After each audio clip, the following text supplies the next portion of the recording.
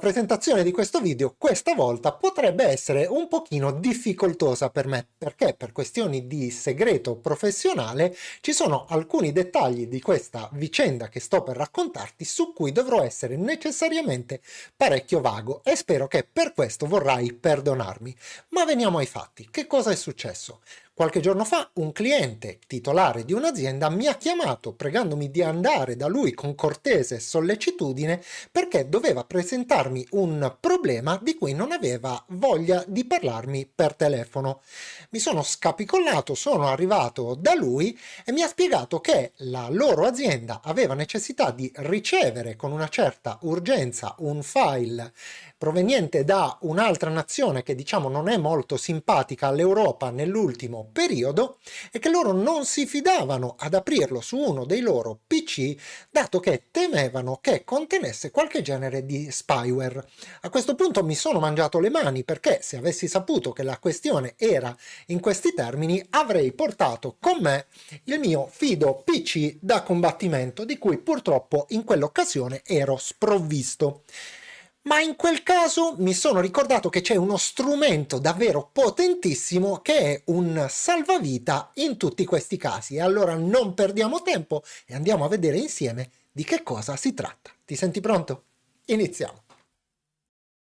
Come ormai ben sai, nel momento in cui devo testare un programma prima di presentartelo, uso questa mia miracolosa cartella che raccoglie un insieme di strumenti che in parte ti ho mostrato in alcuni video precedenti che servono a testare a 360 gradi un software. E tutto questo viene fatto, come ci troviamo in questo caso, su una macchina virtuale, in modo tale da non andare ad intaccare in alcun modo il mio PC principale nel momento in cui malauguratamente dovessi avere a che fare con un malware di qualsiasi genere. Tuttavia, data la segretezza e l'urgenza con cui il mio cliente mi aveva convocato, sono arrivato solamente con i miei strumenti standard, che non servono assolutamente a nulla in casi come questo. Per fortuna però non sono stato costretto ad improvvisare, perché esiste uno strumento gratuito che non richiede alcuna installazione e che può girare istantaneamente su qualsiasi PC, sì, anche il tuo, in casi come questo. Ed è un vero e proprio salvavita completissimo. E allora andiamo a conoscere questa meraviglia.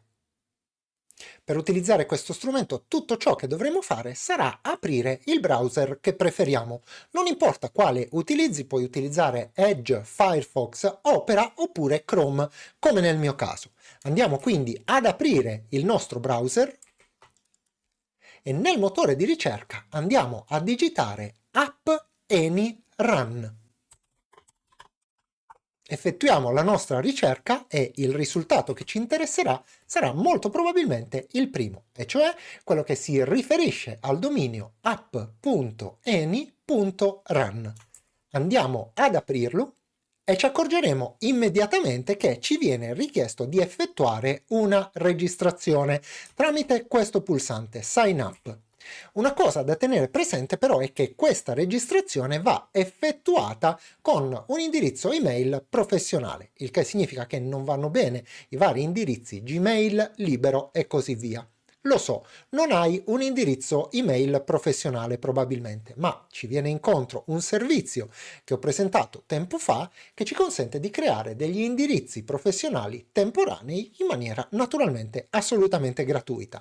Per utilizzarlo andiamo ad aprire una nuova scheda sul nostro browser cliccando su questo pulsante con il più e una volta aperto nel motore di ricerca andiamo a digitare generator.email. Effettuiamo la nostra ricerca e verremo portati automaticamente sul sito che ci interessa, dove potremo usufruire di una mail già creata per noi. A questo punto l'unica cosa che ti consiglio di fare sarà cliccare qui per attivare le notifiche delle nuove email, successivamente cliccare su questo pulsante per andare a copiare l'indirizzo email che abbiamo appena generato e tornare cliccando in alto a sinistra sul sito precedente. A questo punto digitiamo il nostro nome, la nostra email professionale, digitare una password che deve essere di almeno 6 caratteri, contenere almeno un numero e delle lettere maiuscole e minuscole. A questo punto accettiamo i termini di utilizzo di questo sito cliccando e spuntando questa casella e clicchiamo quindi sul pulsante Sign Up.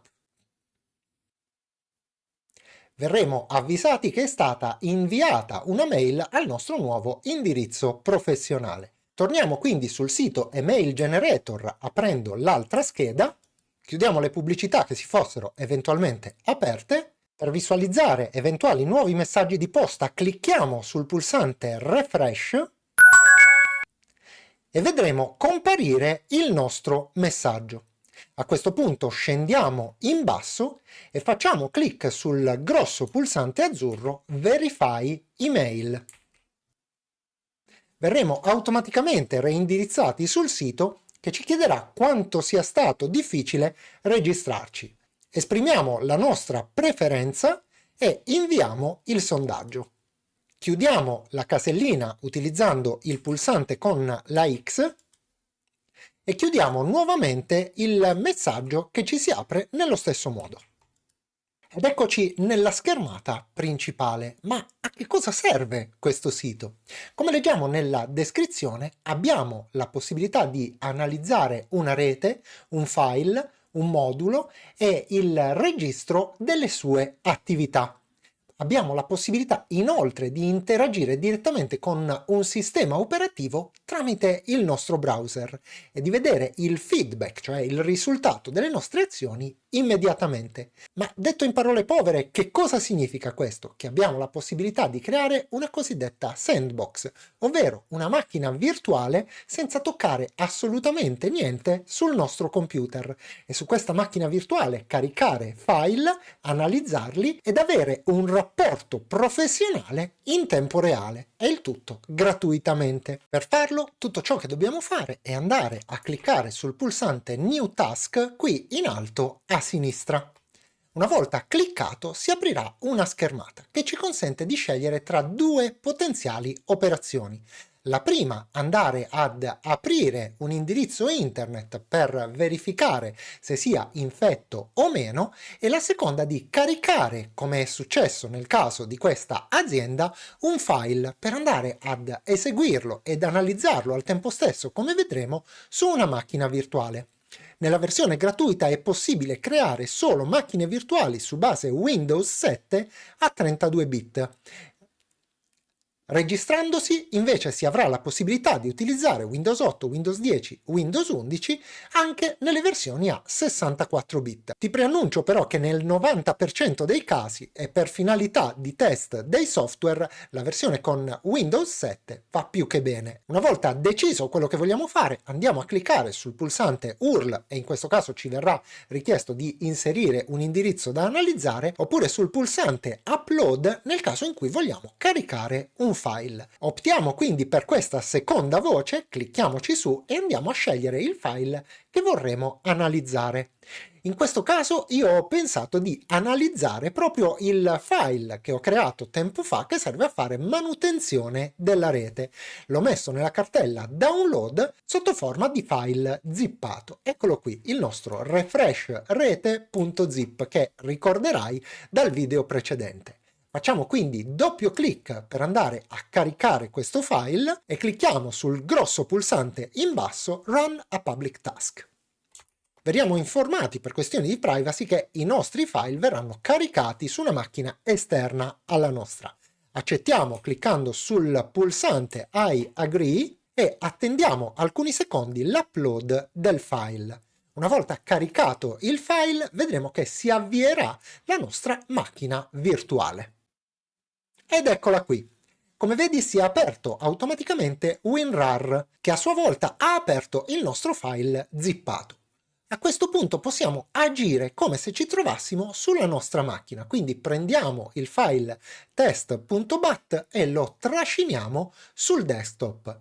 Fatto questo chiudiamo WinRAR, clicchiamo con il pulsante destro come faremmo sulla nostra macchina e scegliamo la voce Run as Administrator. Esegui come amministratore. Il file parte e mentre viene eseguito, come puoi vedere sul lato destro, ci viene mostrato tutto quello che fa questo file. Ogni singola azione viene analizzata e registrata. Il file a questo punto ci chiede di premere un tasto per continuare e va a chiudersi. Come vedi, qui c'è un conto alla rovescia, visto che il file è stato eseguito, e il sistema va automaticamente a terminarsi. Da questo momento in poi non sarà più assolutamente possibile agire, e quelli che andiamo a vedere muovendo il mouse come sto facendo io sono una serie di screenshot che vengono registrati durante l'esecuzione stessa del programma. Ma a questo punto andiamo a vedere che cosa ci ha detto dell'esecuzione del mio file che, come ricorderai dal video precedente, era stato individuato come malevolo da una serie di antivirus e anche da Microsoft stessa. Oltre ad esserci un elenco di tutti i comandi che sono stati lanciati sulla nostra macchina, possiamo notare che c'è un interessante pulsante che si chiama ChatGPT. Abbiamo infatti la possibilità, premendolo, di chiedere a ChatGPT un rapporto di analisi su quelli che sono stati gli effetti complessivi sul nostro sistema dopo il lancio di questo programma. E questo è molto utile nel caso in cui non siamo esperti di programmazione e vogliamo richiedere una valutazione esterna. Andiamo quindi a premere questo pulsante e vediamo che in pochissimi secondi viene creato un report. Possiamo anche andare a copiare questo report per salvarlo in un secondo tempo oppure leggerlo direttamente.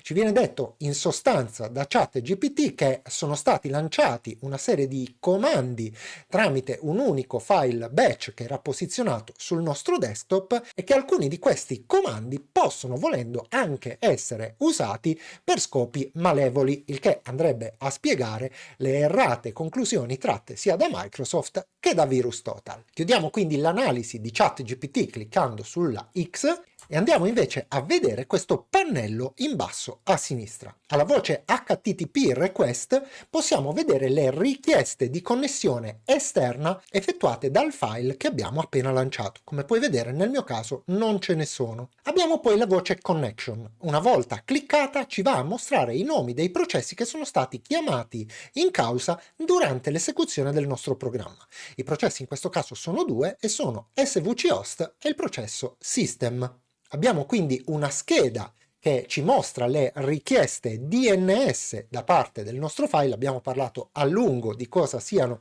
i DNS, spiegando a cosa servano nei video precedenti, e comunque vediamo che in questo caso non sono stati chiamati in causa.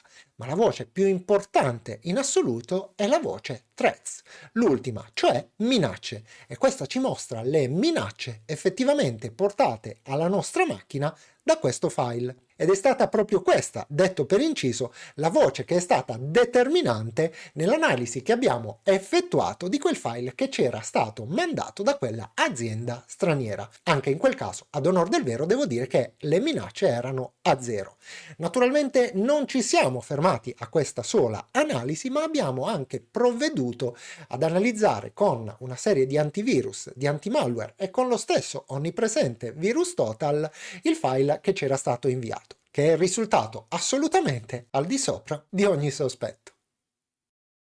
Come vedi, si tratta di uno strumento davvero potentissimo che ci consente letteralmente in pochi secondi di creare una macchina virtuale con capacità di analisi dei processi con cui analizzare qualsiasi file che a noi possa sembrare sospetto. Naturalmente una raccomandazione importantissima è quella di non fermarsi alla sola analisi portata da questo software, ma di effettuare sempre dei controlli incrociati per essere ragionevolmente sicuri che un programma che andremo poi successivamente ad eseguire sulla nostra macchina fisica non rappresenti in alcun modo una minaccia. E siamo giunti anche oggi al termine di questo video, ma prima di concludere ho il piacere di ringraziare due amici della community nelle persone di Giorgio Brusasco e di Loris Capponi per i loro generosissimi super grazie. Vi ringrazio infinitamente a nome mio e della community stessa per il vostro supporto. Ma l'ultimo ringraziamento, come ormai ben sai, è sempre quello dedicato a te, che hai seguito questo video, mi hai fatto compagnia nel corso di questi minuti, e detto questo, come sempre, non mi resta che salutarti e darti appuntamento alla prossima.